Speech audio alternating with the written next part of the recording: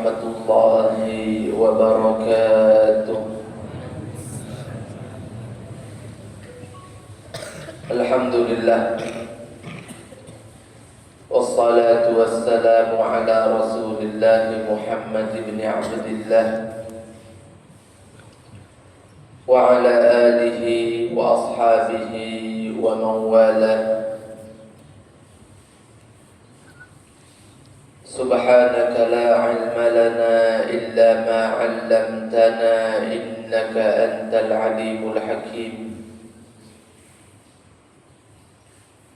Wa tub 'alaina innaka antat tawwabur rahim. Bi rabbi qiyami la bi nafsi wa la siwa fasyukri lahu subhanahu wa thanai. Alhamdulillah, puji syukur kehadirat Allah subhanahu wa ta'ala atas berbagai macam nikmat yang telah Ia berikan kepada kita, terkhusus nikmat Islam dan iman, juga nikmat sehat serta afiat, dan nikmat taufik, kemudahan untuk beramal. Semoga Allah subhanahu wa ta'ala sudi menerima amal-amal yang kita lakukan. Amin ya rabbal alamin.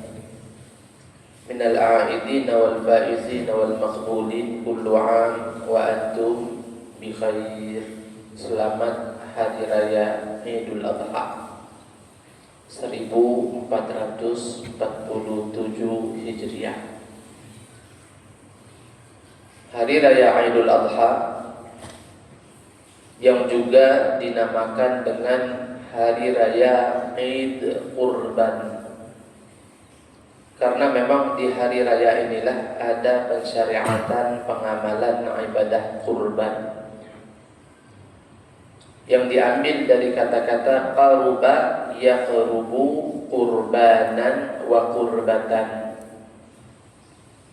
yang artinya adalah dekat. Maksudnya, orang yang melaksanakan ibadah kurban sejatinya sedang melakukan pendekatan diri kepada Allah subhanahu wa ta'ala. Hukumnya sunnah, sunnahnya muakkadah, sunnah yang sangat ditekankan. Hampir saja hukumnya menjadi wajib dan sudah menjadi wajib pada syariatnya, atau maaf, pada madhabnya Abu Hanifah. Jadi kalau dalam madhab Abu Hanifah, yang mampu berkurban itu wajib berkurban. Kalau dalam madhab Asy-Syafi'i, madhabnya kita, hukumnya bagi yang mampu sunnah muakkadah. Yang tak mampu dapat dagingnya jadilah. Begitu ya, daging berkah. Ma'asyiral hadirin wal hadirat, Bapak Ibu dan adik-adik santri yang dimuliakan oleh Allah subhanahu wa ta'ala.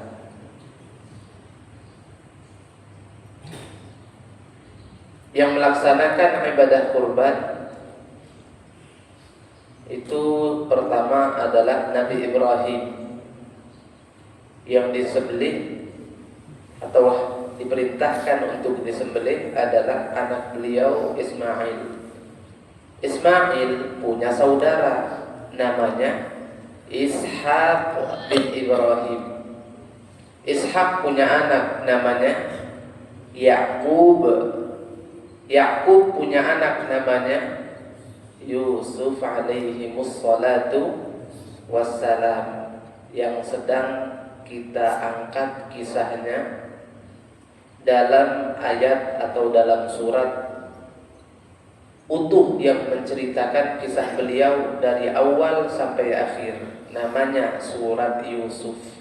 Yusuf bin Yaqub bin Ishaq bin Ibrahim Al-Karim Ibnul Karim Ibnul Karim Ibnul Karim, seorang nabi mulia, ayahnya juga nabi yang mulia, ayahnya lagi nabi yang mulia, ayahnya lagi Nabi Ibrahim, nabi yang mulia. Ini Nabi Yusuf, nasab ke atas itu orang hebat semua. Ya, subhanallah, memang yang namanya buah itu jatuh tidak jauh dari pohon. Ya, buah itu jatuh tidak jauh dari pohon, kecuali kalau pohonnya di pucuk banyu. Nyampak tuh ke banyu, ngalir lah kemana-mana. Ya, ada kan pohon di atas air. Kalau nyampak itu buahnya dibawa oleh air jauh baru. Makanya ada juga yang namanya anak tuh tidak mesti serupa dengan orang tuanya. Orang tuanya baik, anak-anaknya ada yang tidak baik. Sebaliknya, orang tuanya tidak baik, tapi ada juga ya, orang tuanya tadi tidak baik, anaknya baik. Ada seperti itu. Yukhrijul hayya minal mayyiti wa yukhrijul mayyita minal hayy. Mengeluarkan atau melahirkan bangkai dari yang hidup, juga bisa mengeluarkan yang hidup dari sebuah bangkai. Suka-suka Allah. Nah, kalau Nabi Yusuf setipe. Beliau nabi, ayahnya juga nabi. Nah, memang rata-rata anak tak jauh dari wong tua. Anak baik itu berkat wong tuanya pasti baik. Biasanya seperti itu. Dan juga berlaku kebalikannya, walaupun tidak selalu. Nah, Masya Allah, sampai kita pada kisah bagaimana Nabi Allah Yusuf alaihi salatu wassalam dimasukkan ke dalam penjara. Penjara yang beliau masuki ini adalah penjara penjahat-penjahat kelas kakap. Di dalam itu tuh bukan sekedar penjahat biasa. Kalau di Indonesia ada namanya Nusa Kambangan. Nah, ke sana tuh nyebrang pulau dulu. Nah, ada satu pulau khusus untuk penjara saja, namanya Nusa Kambangan. Nah, seperti itulah kira-kira penjara yang ditempati oleh Nabi Allah Yusuf alaihi salam. Di dalamnya banyak orang kriminal kelas kakap. Innahu lamma dakhala as-sijna wajada fihi qauman qad ishtadda bala'uhum man qata'a raja'uhum wa tala huznuhum. Sehingga ketika beliau sampai di sana terdapat orang-orang yang sudah benar-benar merasa tersiksa hidupnya. Saking seremnya itu penjara. Salah dikit cambuk oleh apa? Oleh sipir penjara itu, ya, oleh penjaga penjara. Salah dikit cambuk. Jadi mereka yang ada di sana tuh udah putus harapan untuk hidup. Ya, bukan tempat hidup di sana tuh. Ketika orang masuk ke sana sudah tidak lagi apa istilahnya tuh, tidak lagi ngeharap untuk bisa keluar. Dari muda sampai tua ada di sana. Dari hidup sampai mati di sana. Dan itu penjara yang sangat mengerikan. Semuanya tidak ada yang senyum, katik senyum di penjara itu. Semua orang murung, suram. Faja'ala yusallihim wa yaqul. Akhirnya Nabi Yusuf datang dan beliau berusaha untuk menghibur mereka.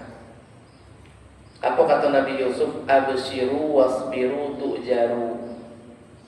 Sabar-sabar, kalian akan dapat pahala kalau sabar. Barakallahu fika ya fatah. Semoga Tuhan memberkatimu wahai pemuda.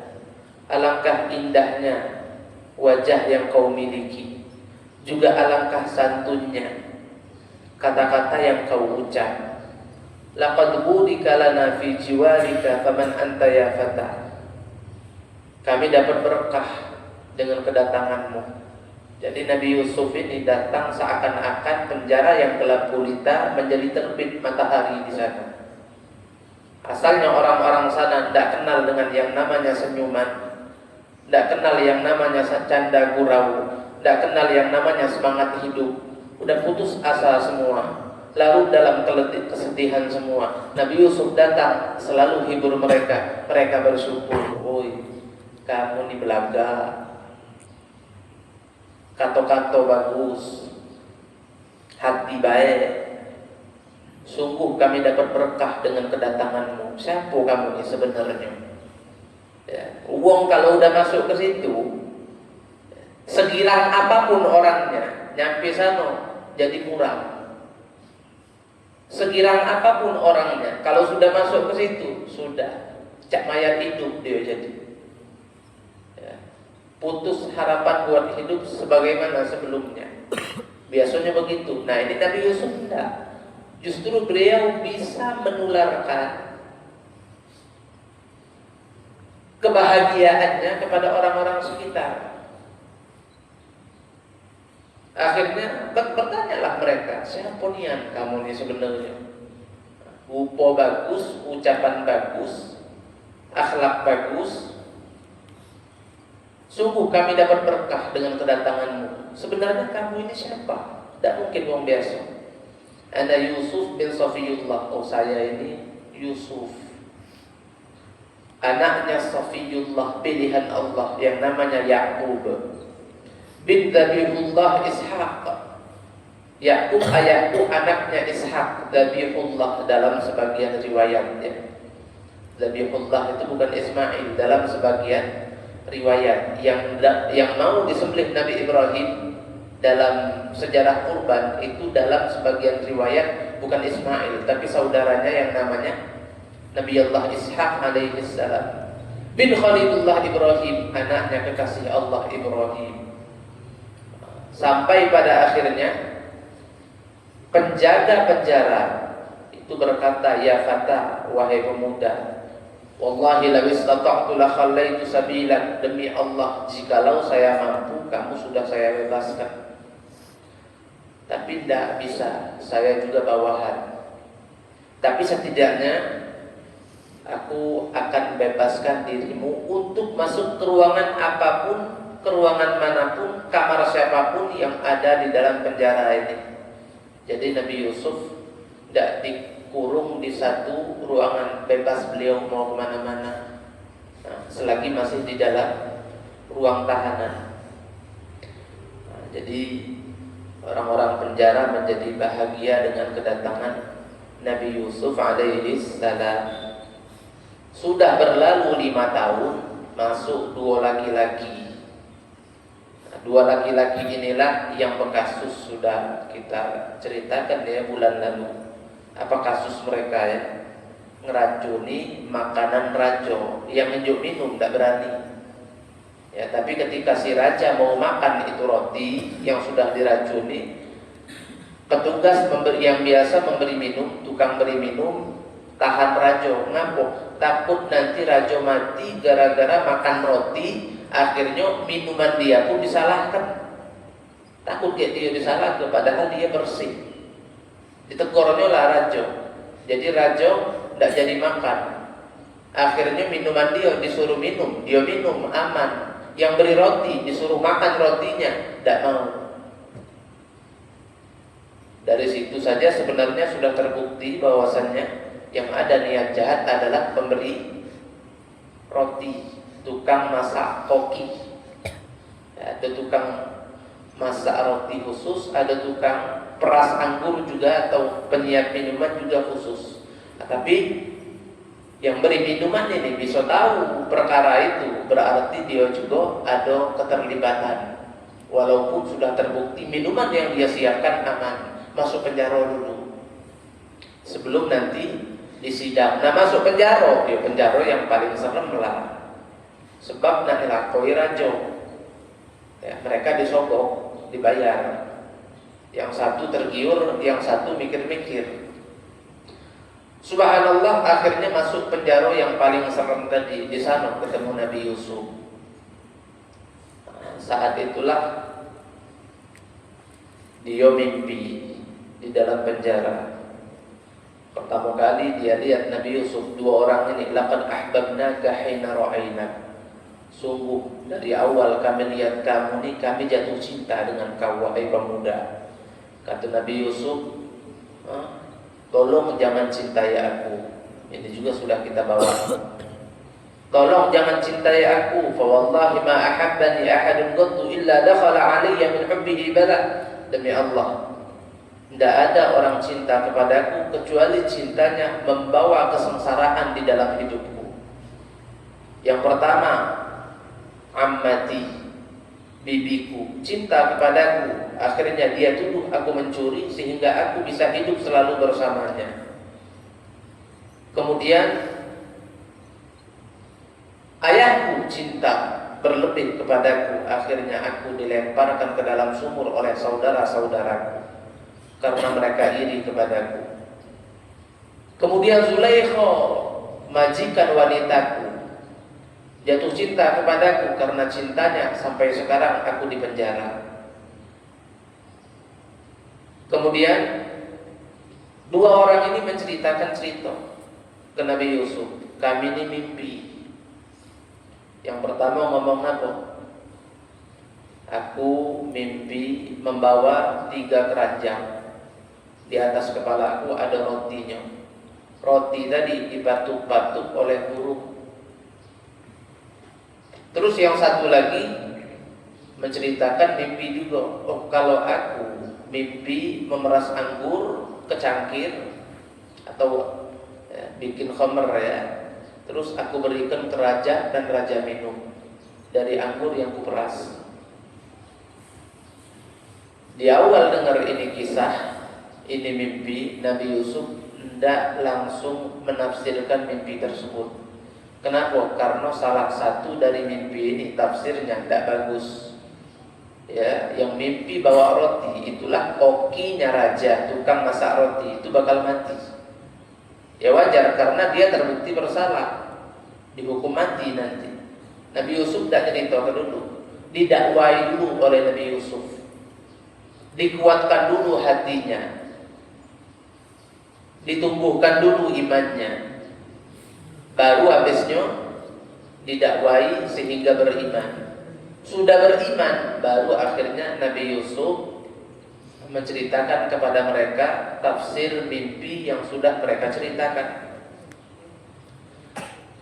Kata Nabi Yusuf, sebelum memberikan tafsir mimpi itu Nabi Yusuf terlebih dahulu memperlihatkan kehebatannya, biar mereka ini benar-benar percaya dengan apa yang beliau sampaikan. La ya'tikuma ta'amun turzaqanihi illa nabba'tukuma bita'wilihi qabla an ya'tiyakuma.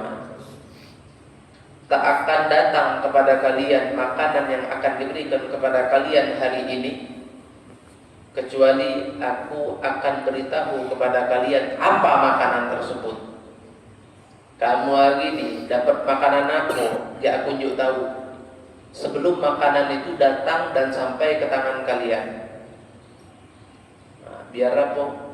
Biar nanti saat makanan itu sampai ke tangan mereka, ternyata benar apa yang dikatakan Yusuf. Baru nampak betul kehebatan beliau, sehingga apapun yang disampaikan setelahnya akan dipercayai.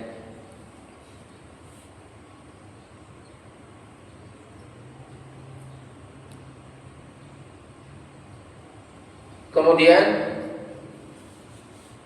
Nabi Yusuf dipuji-puji saat makanan yang datang benar sesuai dengan apa yang dikatakan oleh Nabi Yusuf, sampai sebagian mereka memuji hadza fi'lul arrafin wal kahana, yang biasa ini dibaca peramal, yang biasa bisa melakukan hal yang kau lakukan ini itu biasanya peramal atau dukun. Peramal atau dukun. Famin aina laka hadzal ilm? Kamu tahu dari mana ini? bisa mengetahui hal yang belum terjadi. Akhirnya Nabi Yusuf ngomong, ma ana bikahin, aku ini bukan dukun. Dzalikuma bima 'allamani rabbi. Tapi Tuhan pula yang telah memberitahuku. Di sini baru Nabi Yusuf mulai memperkenalkan Allah. Ini yang hebat bukan aku, ya, tapi Tuhanku. Inilah kalau wong soleh itu sehebat apapun dia, ujung-ujungnya dzalika mimma 'allamani rabbi, sehebat apapun Tuhanku yang memberitahuku. Tuhanku yang hebat bukan aku. Begitu. Baru akhirnya perhatian orang itu teralih kepada Tuhannya beliau, yaitu Allah Subhanahu wa ta'ala. Jadi memang wong berdakwah tuh bukannya ngedakwahi wong untuk sinto dia, bukan. Nanti kan ini banyak adik-adik santri kita di sini. Teman-teman ini kan jadi pendakwah ya nanti ya. Nah, nanti kalau sudah hebat mengajar, hebat berceramah, hebat berkhutbah, hebat mengimami dan lain sebagainya, jangan ngomong aku yang hebat, tapi Allah yang membuatku bisa. Nah, jadi intinya jangan kita mendakwahi orang tuh ngajak wong cinta kita, bukan itu tujuannya. Kita bukan ngajak mereka itu beriman ke kita bukan Tuhan. Tapi kita hanya wakil. Nah, yang kita ajak mereka itu kita ajak untuk kenal Allah, biar cinta Allah bela. Begitu ya. Itu baru bisa makbul dakwahnya kita. Nah, dengan niatan tuh tulus. Amin ya rabbal alamin. Nah, beginilah dakwah Nabi Yusuf. Dzalika mimma 'allamani rabbi. Oh, Tuhanku yang mengajarkan. Sehingga perhatian orangku hebat nih Tuhannya dia nih. Nah, siapa Tuhanmu? Baru dikenal ke. Begitu. Inni taraktu millata qaumin la yu'minuna billah wa hum bil akhirati hum kafirun. Aku tinggalkan segala macam agama orang-orang yang tak mau beriman kepada Allah. Apapun agamanya, tidak aku imani, tidak aku percayai. Hum bil akhirati hum kafirun. Sedangkan dengan hari akhir saja mereka mengkufuri dan tidak mempercayai. Begitu.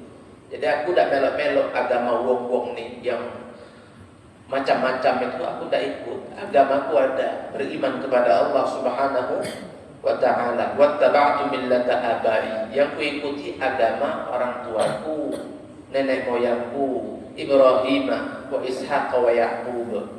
Ya, beliau kan bin Ya'qub bin Ishaq bin Ibrahim alaihi wassalatu wassalam. Maka lana an nusyrika billahi min syai'in dzalika min fadlillahi alaina wa 'alan nas walakinna aktsarun nasi la ya'lamun. Bagaimana bisa kami menyekutukan Allah, ya, sedangkan Ia telah memberi kepada kami berbagai macam nikmat. Dzalika min fadlillah, dzalika tauhid wal ilm.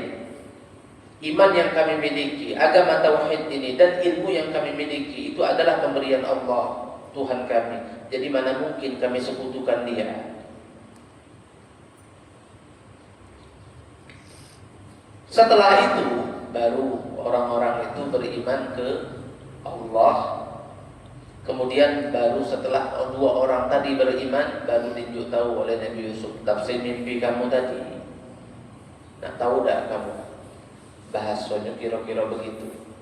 Sebenarnya yang mimpi bawa roti dan 3 keranjang di atas kepalanya. Di atas keranjang itu ada roti, rotinya dipatuk oleh burung gagak. Sebenarnya nanti kamu akan dihukum mati. Kapan? 3 hari lagi. Jadi 3 keranjang itu artinya 3 hari. 3 hari lagi kamu dijemput, akan dihukum mati. Setelah kamu mati, kamu digantung, dan di saat itulah burung gagak akan berdatangan mematuki batok kepalamu, dan itu nanti terbukti. Adapun kamu yang mimpi beri minum anggur raja, maka kamu akan kembali lagi ke profesi pertamamu atau profesi awalmu, kamu tetap akan dijadikan sebagai pemberi minum raja. Begawi lagi kamu, lepas sebagai penjaga 3 hari lagi. Alhamdulillah. Nah, benar. 3 hari setelahnya apa yang dikatakan Nabi Yusuf kejadian. Tapi saat ini tafsir mimpi disampaikan, mereka ngeles. Sebenarnya kami ngolah kebaik. Dak kate kami mimpi cak itu tuh. Ya, setelah tahu tafsirnya tidak bagus, mereka bilang tidak ada kami mimpi kate sebenarnya. Kata Nabi Yusuf, "Qudiyal amrul ladzi fihi tastaftiyan." Telah ditetapkan perkara yang kalian tanyakan. Intinya, nak kamu mimpi nian, nak ida samo tetap akan kejadian. Ya, sehingga para penafsir mimpi ya ambil kesimpulan dari sini bahwasannya kalau tidak mimpi jangan ngomong mimpi. Jangan kayak ngomong, oh ya aku mimpi ini, basing-basing kejadiannya kayak tak gitu. Ya, kalau ndak ada jangan ngado-ngado. Emang bohong tuh udah kata bagusnya. Ya. Yo kalau mimpi bagus yang disebut. Kalau mimpi buruk, bahkan kalau benar-benar mimpi saja jangan juga diceritakan kecuali pada orang bijak dan orang yang kita cintai. Orang itu pun cinta ke kita. Kenapa? Tidak mungkin keluar tafsir buruk dari lidah mereka. Insya Allah. Begitu ya. Kalaupun tafsirnya tidak bagus, diam deh. Nah, kalau ini kan dimintai memang tafsirnya cak mana. Akhirnya jawablah beliau. Begitu. Ya Allah. Ya sahibai sijni. Ini banyak yang hafal ayatnya ya. Amma ahadukuma fayasqi rabbahu khamra. Adapun salah satu dari kalian akan kembali lagi memberikan minum kepada raja. Fayasqi rabbahu. Rabb di sini artinya bukan Tuhan ya. Rabbahu maksudnya malikahu au sayyidahu. Tuannya bukan Tuhannya. Dia akan kembali menjadi pemberi minum tuannya, yaitu si Al-Malik Raja. Wa amal akhar, satunya lagi fayuslab, dia akan disalib. Fayuslabu fatakulu tayru min ra'si, dan nanti setelah dia disalib ada burung yang memakan bagian dari batok kepalanya. Fayuslabu fatakulu tayru min ra'si. Udiyal amrul ladzi fihi tastaftiyan. Nah, saat ini Nabi Yusuf kan jadi tahu, oh ternyata salah satu dari mereka ini akan bebas, bahkan setelah bebas menjadi orang dekatnya raja seperti sedia kala. Berarti ini ada sedikit harapan.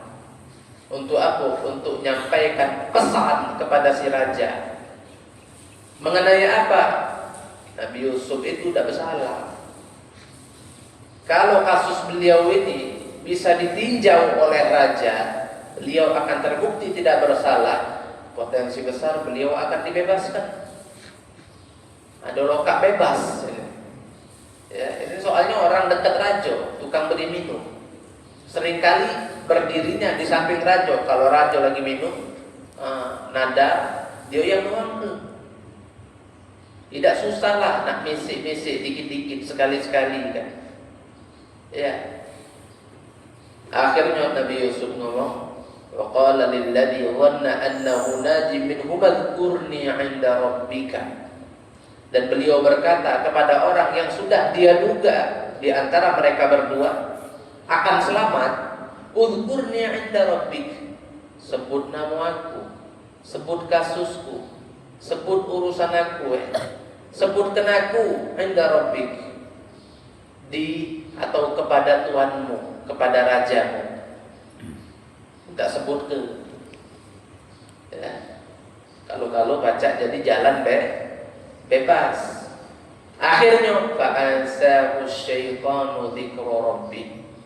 Akhirnya syaitan membuatnya lupa untuk mengingatkan perkara Yusuf kepada tuannya. Setan buat dia lupa. Lupa selupa-lupanya, udah lupa, udah ingat lagi dengan Nabi Yusuf dan perkaranya. Orang tadi. Falabitha fis sijni bid'a sinin, sehingga akhirnya labitha, Nabi Yusuf tetap menetap fis sijni, di dalam penjara, bid'a sinin, beberapa tahun. Nah, bid'a sinin di sini khilaf ulama. Dan perkataan ulama yang paling kuat mengartikan bid'a sinin, beberapa tahun di sini adalah 7 tahun. Sebelumnya udah 5. Setelahnya 7 lagi. Total Nabi Yusuf di penjara berapa? 12 tahun. Bukan singkat. Ya. Nah, di saat Nabi Yusuf melobi temannya tadi untuk mengingatkan raja mengenai dirinya, nah disinilah teguran Allah datang.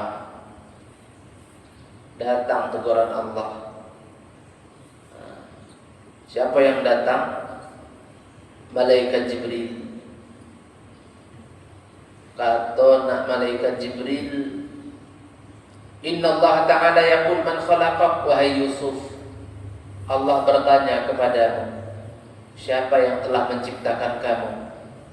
Allah, kata Nabi Yusuf. Faman habbabaka ila abik, terus siapa yang membuat kau dicintai oleh ayahmu? Nabi Yusuf jawab, sama Allah juga yang membuatku dicintai oleh ayahku. Faman najjaka min karbil bi'ir, kemudian Allah bertanya lagi, kata malaikat Jibril, siapa yang menyelamatkanmu dari dalam sumur ketika kau dilempar oleh saudara-saudaramu ke dalamnya?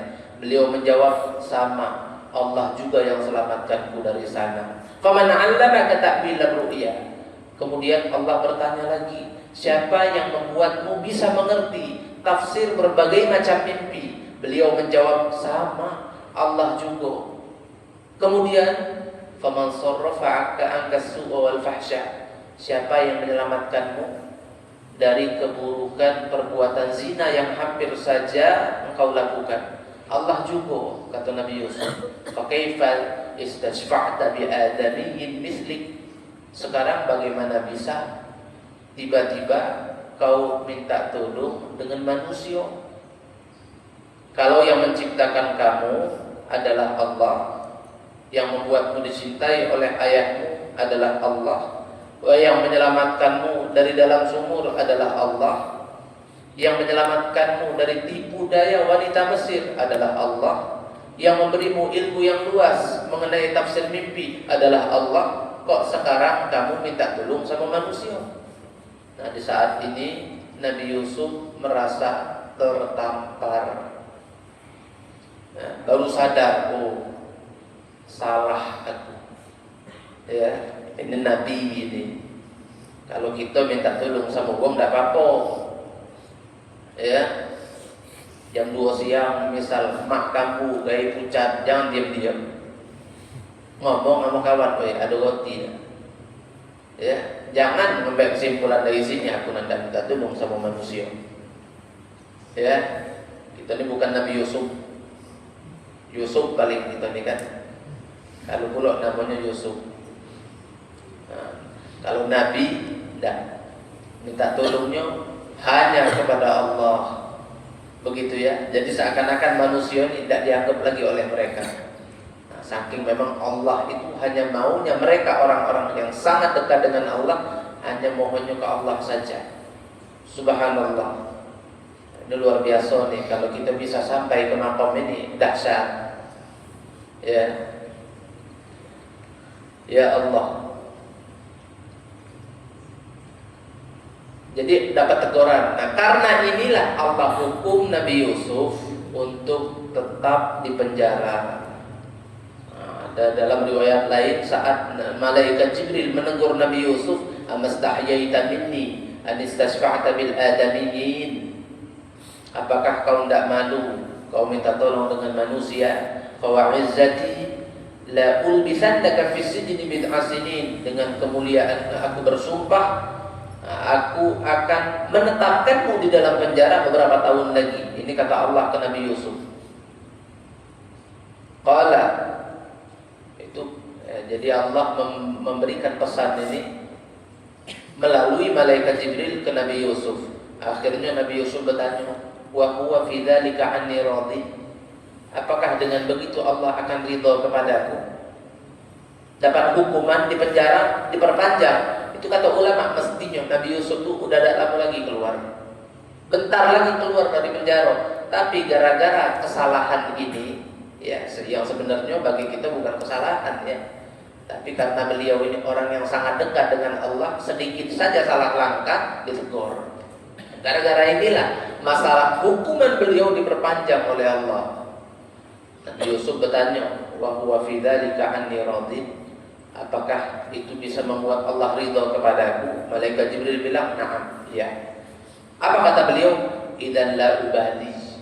Kalau begitu aku tidak peduli. Apapun hukumannya, yang penting Allah tetap ridha. Ini yang namanya hamba yang sangat loyal. Ya, cak kita model berguru. Kalau memang loyal niat kita ke guru, ya, apapun hukuman yang diberi guru, selagi guru ridha kepadaku, tidak peduli. Jangan malah hilang. Ada dihukum berarti kita hilang dia absen ketik lagi. Manusia tidak tahu tadi ada situ. Tahu-tahu hilang, minggat dia. Ngapa minggat budak itu? Oh, nak kena hukum. Kalau kita berguru tuh ya harus loyal, jangan kalah sama TNI. Iya, TNI itu mengabdi kepada negara, loyalnya ke atasan luar biasa.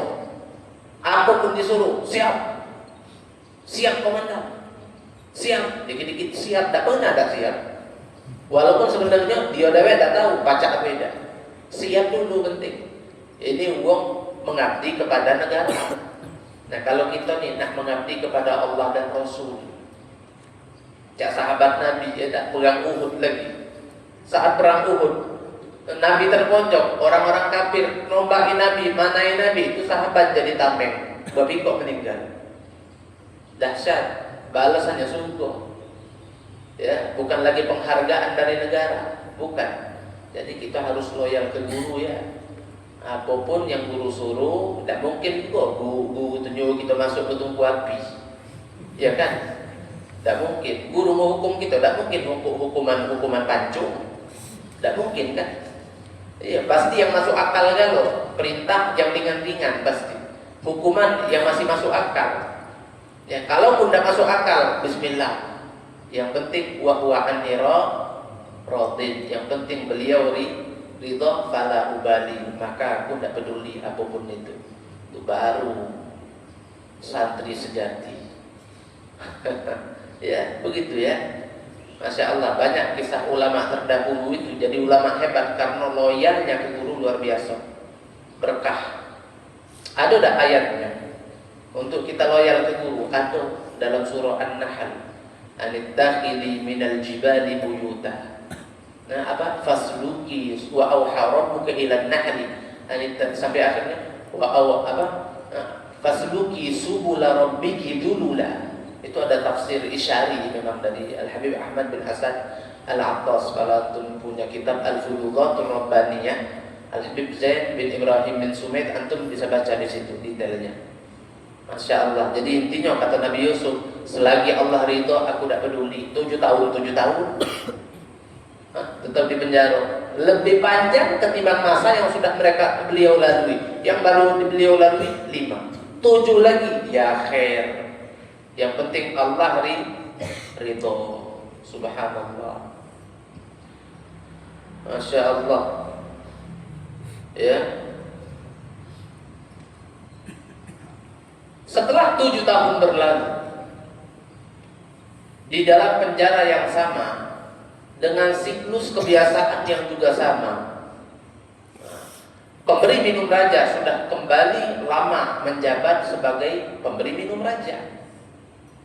Akhirnya Allah ingin mengeluarkan Nabi Yusuf dari dalam penjara dengan perantara apa?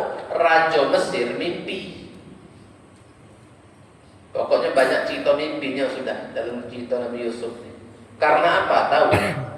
Karena orang yang paling dikagumi di zaman Nabi Yusuf itu, yang paling hebat itu adalah penafsir mimpi. Itu yang paling dihormati penafsir mimpi. Sehingga Nabi Yusuf diberikan mukjizat sebagai penafsir mimpi yang paling hebat. Kalau di zaman Nabi Muhammad, itu orang yang paling dikagumi adalah orang yang bisa mengolah kata-kata dengan indah, sastra. Makanya Al-Quran turun dengan bahasa yang sangat indah. Zaman Nabi Musa, itu yang paling dikagumi adalah para penyihir. Sehingga Nabi Musa diberikan mukjizat yang serupa dengan sihir, tapi bukan sihir. Begitu. Bahkan mengalahkan semua sihir yang ada. Jadi sekarang minat orang sedang kemana, kita jadilah perlu di hal itu selagi positif. Dari situ kita ambil apa? Ambil kesimpulan apa? Minat uang di zaman sekarang nih yang paling tinggi kepada hal apa sih? Jadilah hebat di situ, biar uang kagum ke kita, biar kita bisa tarik mereka ke Allah. Selagi hal itu positif, begitu ya.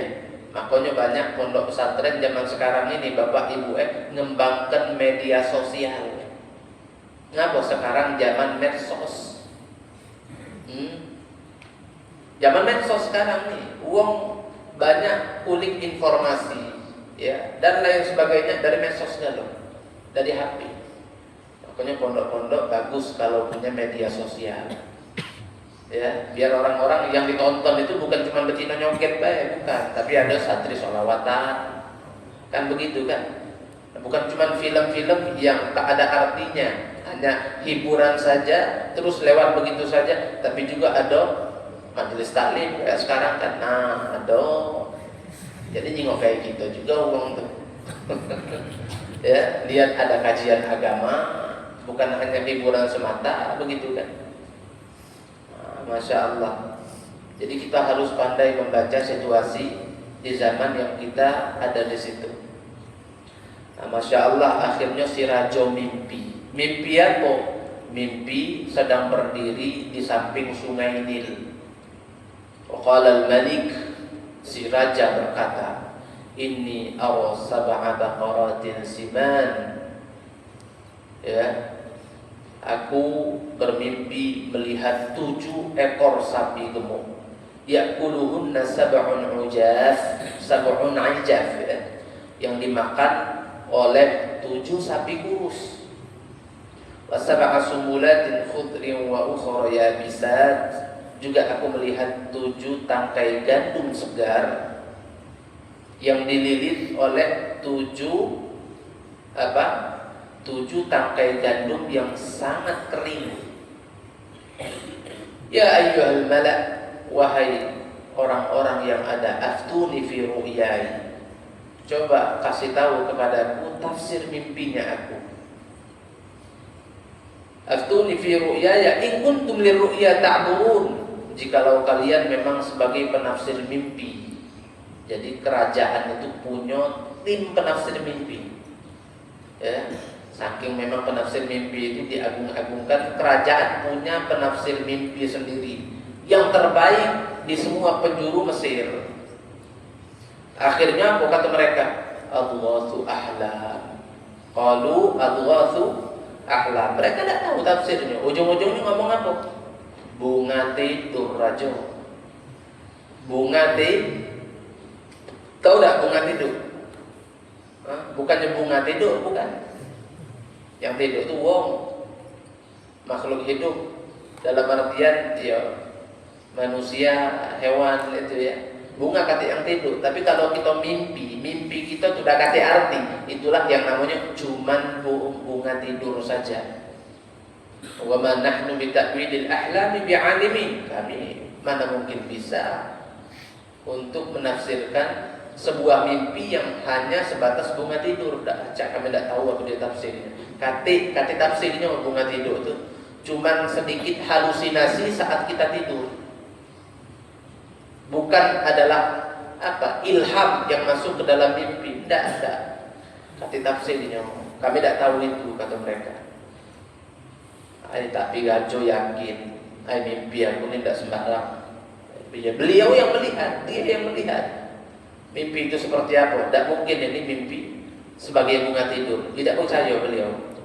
Akhirnya di saat inilah teringat baru siapa tukang beri minum racun. Nah kau yang pintar nafsirkan mimpi ini Yusuf, ya, yang pintar nafsirkan mimpi ini adalah bahkan aku sendiri membuktikan. Aku bisa keluar ini sebelumnya ada info dulu dari dia melalui mimpi yang sampaikan kepadanya. Dia sampaikan tafsirnya. Sekarang tafsirnya akurat, tepat. Itu memang penafsir mimpi paling jitu yang pernah aku jumpai. Akhirnya baru dibuka mulut. Dia bersujud di hadapan raja. Nak ngomong kamu raja tak sembarang. Sujud dulu dia ke raja. Habisnya dia nyampe ke ana unabbiukum bita'wili. Saya bisa berikan informasi terkait tafsir mimpi raja. Aku baca juga tahu. Tapi fa'arsilu, utus dulu aku kemana? Ke penjara. Nak ngapo? Ada wong hebat di sana. Ya, ada orang hebat di sana. Penafsir mimpi yang paling top yang pernah ketemu selama ini. Fa'arsilu, utus aku. Nah, apakah raja mengiyakan permintaan ini tukang beri minum? Ya, kalau mengiyakan seperti apa prosesnya dan seperti apa dialog yang terjadi di antara orang ini ke Nabi Yusuf sampai nanti seperti apa kisah Nabi Yusuf keluar dari penjara, ya, dan naik tahta menjadi apa? Menjadi apa? Bendahara. Kok tak betul dari penjara langsung tenar ngalah-ngalahkan Altis. Jadi bendahara Mesir yang cacat. Syufata. Ya, orang baik itu dibenyuk ke sedalam apapun, semakin dalam benyuannya, kapan naik ke puncak semakin tinggi. Begitu ya. Seperti apa? Seperti bibit pohon. Kalau diuntalkan pucuk tanah, sisip tidak tumbuh. Tapi kalau dibenam, tumbuh, akarnya kuat. Begitu ya. Jadi la tuhibbu asyuhrah. Filosofinya itu. Jangan cinta, jangan suka untuk tenar, jangan mendep ya, masuk di tanah. Ya, pupuk diri kita. Kumpulkan kemampuan.